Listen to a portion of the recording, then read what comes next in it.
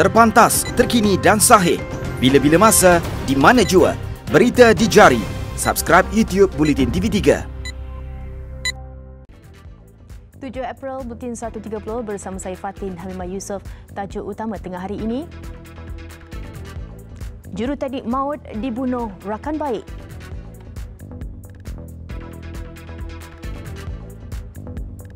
Anak syarikat Petronas temui telaga minyak baru.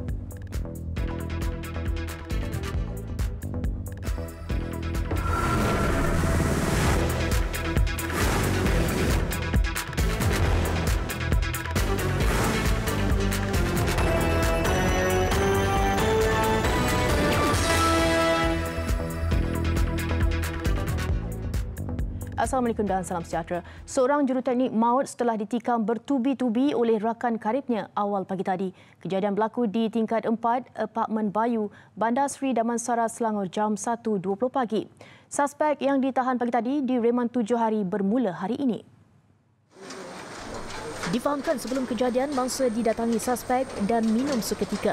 Namun berlaku perbalahan sehingga mencetuskan pergaduhan dan mangsa cedera ditusuk serpihan botol kaca arak. Mangsa yang cuba mengejar suspek bagaimanapun rebah di tangga di tingkat 2. Ketua Polis Daerah Petaling Jaya, Asisten Komisioner Nik Izani Muhammad Faisal berkata, pihaknya menerima panggilan mengenai kejadian. Jam 1.20 pagi tadi, pihak polis IPD Petaling Jaya ada menerima panggilan 999 menyatakan bahawa ada satu kes kejadian bunuh diri di apartmen sini lah. Jadi kita telah jalankan siasatan awal dan dapati ada satu lelaki India berusia lebih kurang 25 tahun matilah. Mangsa kita dapati mempunyai kecederaan di bahagian kepala dan leher. Mangsa dikenali sebagai G. Pusparajan, 25 tahun. Mayat dihantar ke Pusat Perubatan Universiti Malaya PPUM untuk dibedah siasat. Kes disiasat mengikut Seksyen 302 Kanun Kesiksaan. Seorang peniaga dalam talian didenda RM6,000 atau penjara 3 bulan oleh Mahkamah Session Kuala Lumpur hari ini kerana menghina Yang di-Pertuan Agong Al-Sultan Abdullah Riayatuddin Al-Mustafa Bilal Shah di laman Facebook Mac lalu. Hakim MM Edwin Paramjoti menjatuhkan hukuman itu ke atas Nurhaizat Azhar selaku orang kenesaman OKS selepas dia mengaku bersalah atas pertuduhan yang dibacakan jurubahasa terhadapnya. Mengikut pertuduhan, Nurhaizat 38 tahun didakwa secara sedar membuat dan memulakan penghantaran komunikasi yang jelik sifatnya menggunakan laman profil Facebook Haizat Azhar dengan niat untuk menganiaya orang lain. Kenyataan itu dibaca dalam laman profil Facebook Din Radi di Pejabat Jabatan Siasatan Jenayah Komersial Ibu Pejabat Polis Bukit Aman, Wang Semaju pada 11.20 pagi 1 Mac lalu. Dia didakwa mengikut Seksyen 233-1-A Akta Komunikasi dan Multimedia 1998 dan boleh dihukum mengikut Seksyen 233-3 Akta sama yang memperuntukkan hukuman denda maksimum RM50,000 atau penjara tidak lebih setahun atau kedua-duanya dan juga denda selanjutnya RM1,000 bagi setiap hari kesalahan itu diteruskan selepas sabitan. Nurhaizat yang tidak diwakili peguam kemudian memohon maaf kepada Seri Paduka Baginda Yang di-Pertuan Agong dan seluruh rakyat Malaysia atas perbuatannya itu. Tindakan pantas pasukan bomba menyelamatkan 7 orang termasuk 2 warga emas yang terperangkap dalam kebakaran di kediaman mereka. Kejadian membabitkan 2 buah rumah di Lebuh Carnarvon di Georgetown, Pulau Pinang malam tadi. Ketua Balai Bomba dan Penyelamat Lebuh Pantai Muhammad Rafizi Arafin berkata pihaknya menerima panggilan kecemasan pada jam 10.43 malam. Sebaik tiba, pihaknya mendapati penghuni terbabit masih terperangkap di dalam kediaman mereka. 2 warga emas berusia 70 tahun diselamatkan dari rumah pertama dan 5 lagi ahli keluarga dari sebuah lagi kediaman. Semua mangsa tidak mengalami kecederaan dan dihantar ke Hospital Pulau Pinang untuk rawatan. Pihak bomba turut sempat menyelamatkan seekor anjing peliharaan keluarga berkenaan. Api dikawal sepenuhnya dalam masa 15 minit. Semua mangsa akan ditempatkan di penempatan sementara di Kompleks Masyarakat Penyayang.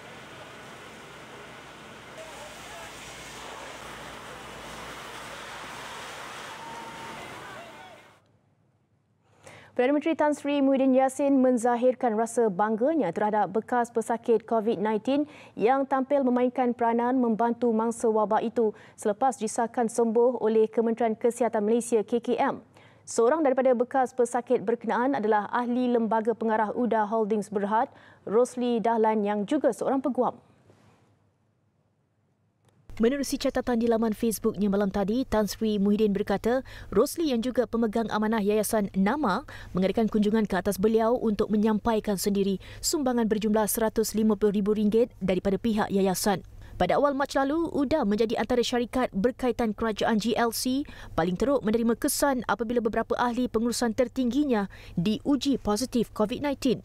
UDA yang juga telah bermurah hati menyumbang untuk menaik taraf wad kuarantin di beberapa buah hospital bagi menghadapi kemungkinan peningkatan kes pada pertengahan April.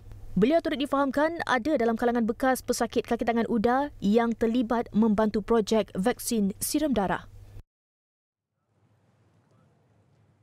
Rakyat Malaysia yang pulang dari Singapura perlu melakukan kuarantin diri di kediaman masing-masing.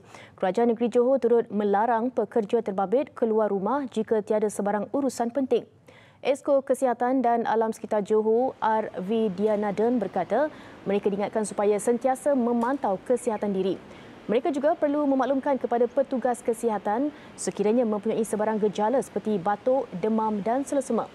Langkah kuarantin diri termasuk melakukan amalan penjarakan sosial ketika bersama keluarga.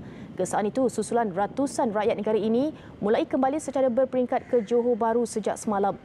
Ia susulan tindakan Singapura mengarahkan beberapa perkhidmatan di negara itu dihadkan selain menutup sekolah dan kebanyakan tempat kerja selama sebulan.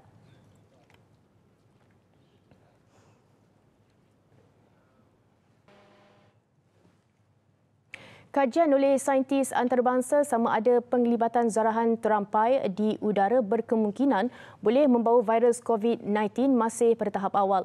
Pensyarakanan Jabatan Sains Bumi dan Alam Sekitar Universiti Kebangsaan Malaysia UKM, Dr. Muhammad Syahrul Muhammad Nazir berkata, pasukan penyelidik diketuainya turut membuat kajian awal untuk menilai risiko virus COVID-19 melalui zarahan terampai dalam persekitaran bangunan.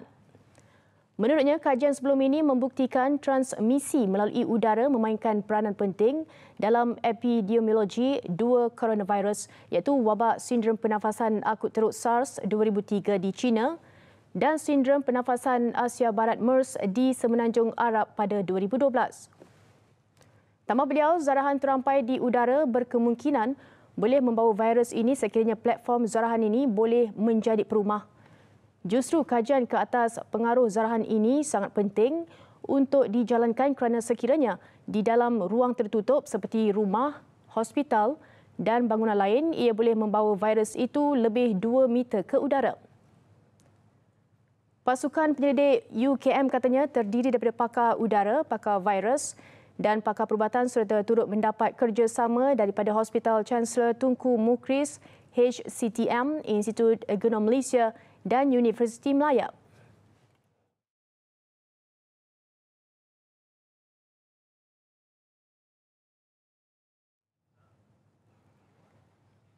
Anak syarikat Petronas Progress Resources USA Limited berjaya bersama rakan kongsinya mengumumkan penemuan minyak di Telaga Penerokaan Monument yang terletak di luar pesisir Teluk Mexico, Amerika Syarikat. Penemuan baru itu mencapai pencapaian penting syarikat dalam mengukuhkan operasi dan usaha samanya di benua Amerika. Penerokaan di kedalaman 10,164 meter menemui kira-kira 60 meter pasir mengandungi minyak bersih. Kerja-kerja penilaian lanjut juga perlu dijalankan bagi menentukan potensi penuh pengumpulan minyak.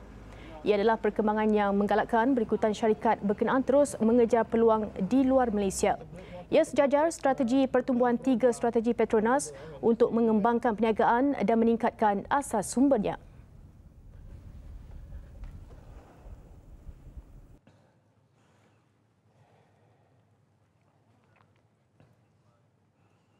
Persatuan Ejen-Ejen Pelancongan dan Pengembaraan Mata menerima baik pakej prihatin PKS yang diumumkan semalam. Walau bagaimanapun, persatuan itu berharap bantuan dapat dilanjutkan bagi memberi ruang pemulihan industri pelancongan yang dijangka teruk terjejas walaupun selepas tempoh Perintah Kawalan Pergerakan PKP dan pandemik COVID-19. Mata berharap kerajaan dapat mengkaji semula program ini supaya ia dapat dilanjutkan daripada 3 bulan kepada 6 bulan kerana industri pelancongan yang terkini terjejas teruk belum tentu dapat pulih dalam masa 3 bulan. Selain itu, Mata juga berharap kerajaan dapat mempertimbangkan pengecualian sementara caruman mandatori dari majikan untuk kumpulan wang simpanan pekerja KWSP selama 6 bulan. Langkah ini jelasnya sedikit sebanyak dapat meringankan beban syarikat agensi pelancongan yang sedang melalui tempoh mencabar.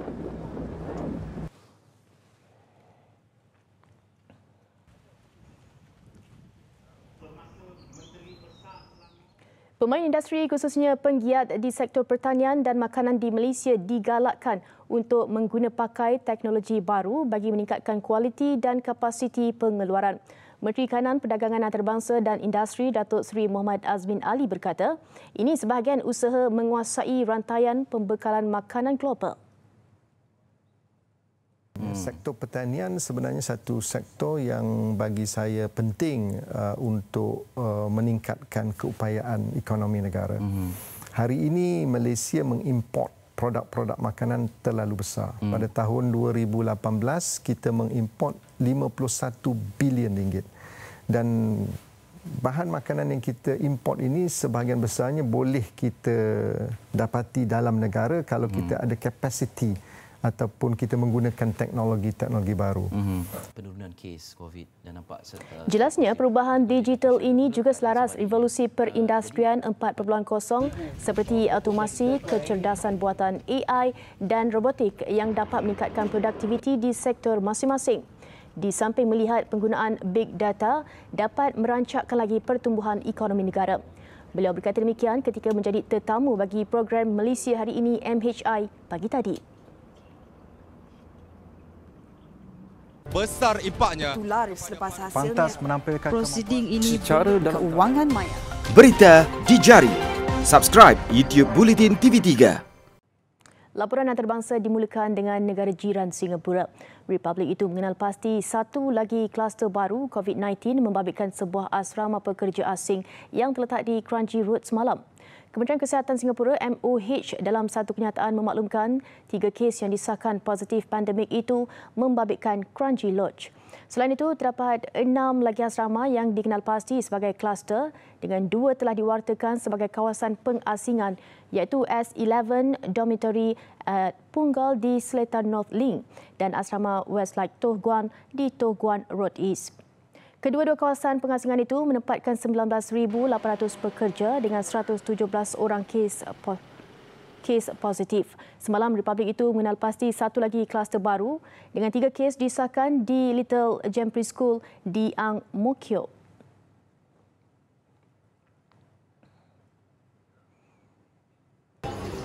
Di sebalik pelbagai bentuk peringatan dan amaran, juga dengan angka kematian yang semakin meningkat akibat COVID-19, tahap kesedaran penduduk di beberapa wilayah di Indonesia masih rendah. Terbaru, tular seorang peserta program reality TV diserbu peminat sebaik tiba di kampung halamannya. Kejadian direkam di Lombok Timur Ahad lalu sebelum mendapat perhatian di media sosial. Peserta pertandingan realiti nyanyian lagu dandut yang baru tersingkir minggu lalu pulang ke kampung halamannya.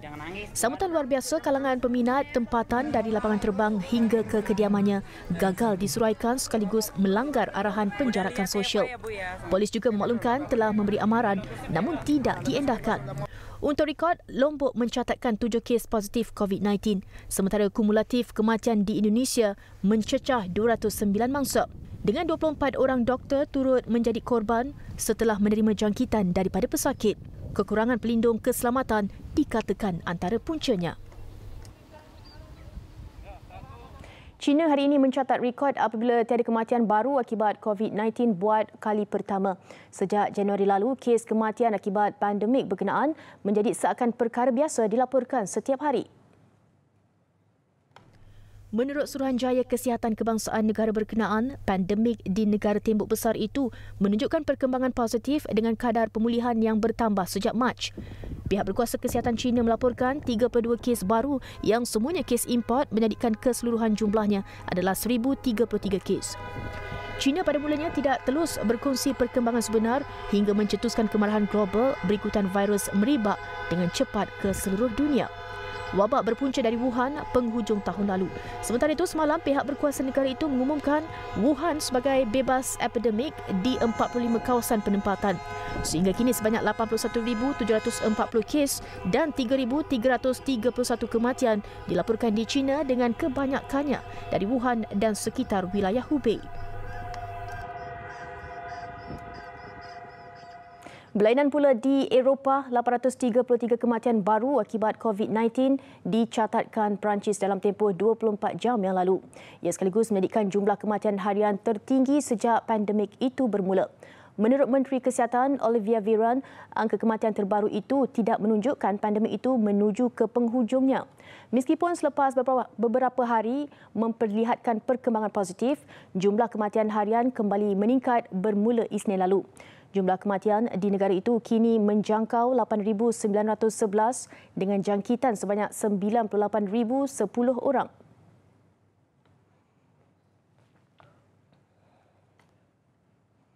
Perdana Menteri Britain Boris Johnson dikejarkan ke unit rawatan rapi ICU susulan keadaan kesihatan dan gejala COVID-19 yang dihadapinya bertambah buruk.